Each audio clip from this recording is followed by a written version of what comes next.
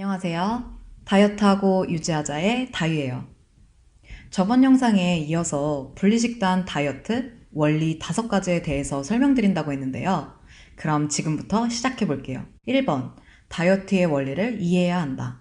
대부분의 사람들은 다이어트가 끝나고 무엇을 먹을지를 생각한다. 하지만 저자는 먹을 것을 생각하면서 어떻게 다이어트에 성공할 수 있겠는가? 자신을 배고프게 만드는 것은 정답이 아니라고 말합니다. 절식하면서 하는 시중의 다이어트들은 폭식을 조장하여 문제를 더 복잡하게 만든다고 합니다. 배고픔과 폭식의 악순환이 시작되는 거죠.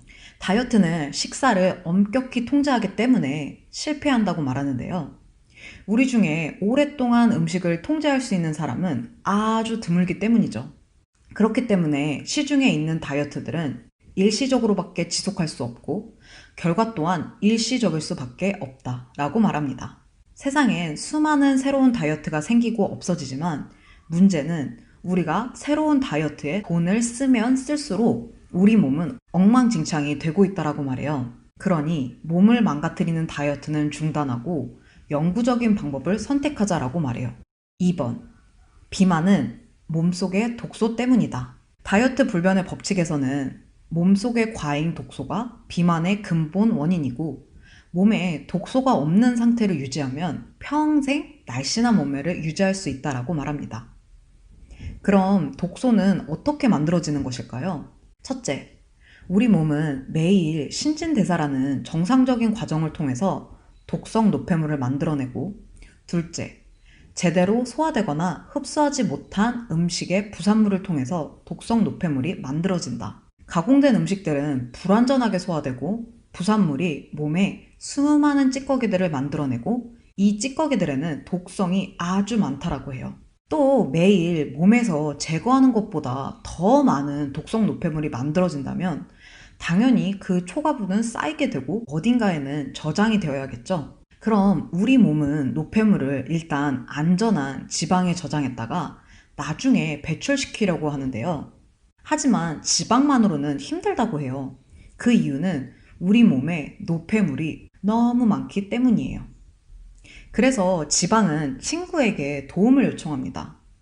그 친구는 누구일까요? 네, 바로 수분입니다. 수분과 지방은 서로 힘을 합쳐서 독성 물질을 안전하게 가둡니다. 그리고 기회를 보았다가 배출해버릴 결심을 하는 거죠. 그런데 다음날 아직 전날 노폐물을 다 배출시키지도 못했는데 독성 물질이 또 들어오는 거죠. 그럼 지방은 다른 지방 친구와 수분 친구들에게 도움을 요청합니다.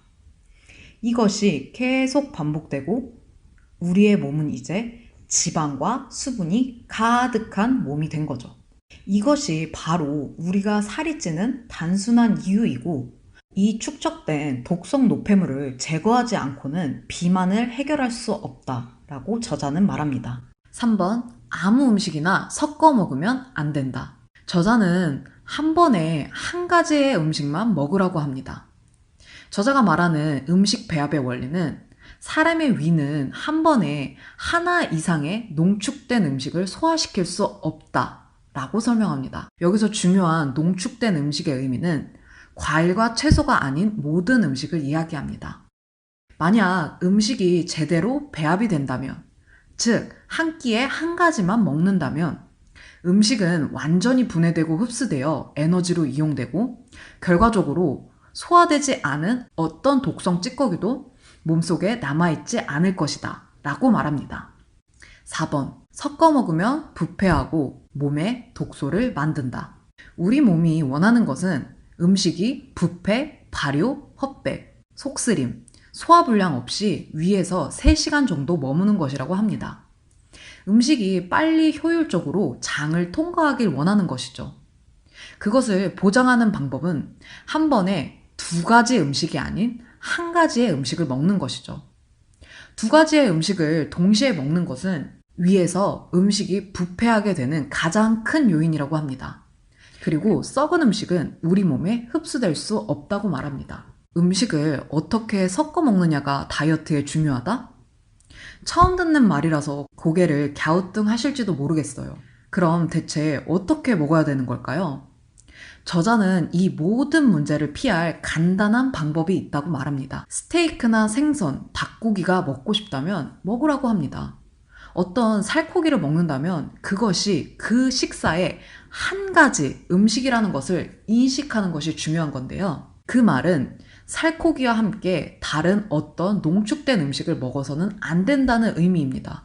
즉, 살코기와 함께 밥, 국수, 치즈 혹은 빵과 먹지 말라는 것입니다. 그러나 수분 함량이 많은 음식인 채소를 함께 먹는 것을 권합니다. 고기를 먹고 싶다?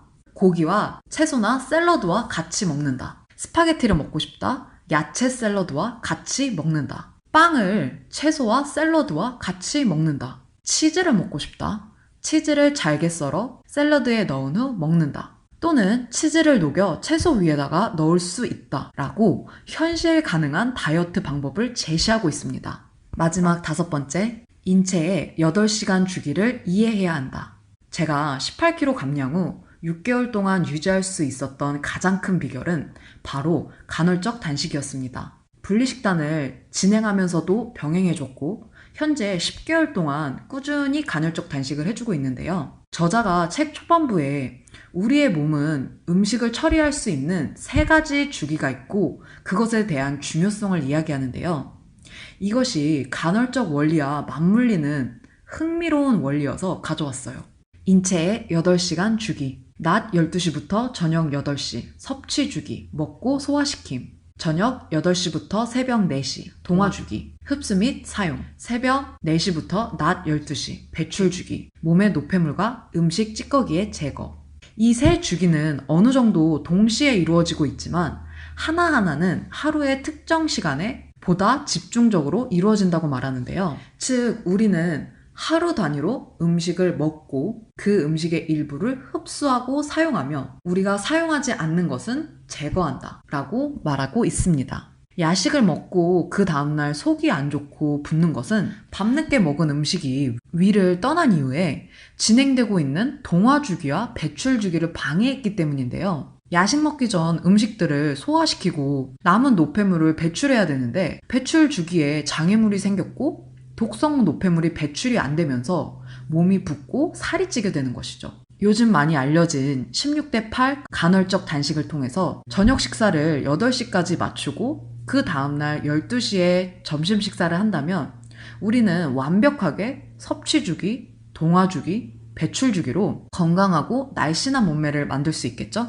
이렇게 다이어트 불변의 법칙을 통해서 분리식단 5가지 원리에 대해서 설명드렸어요.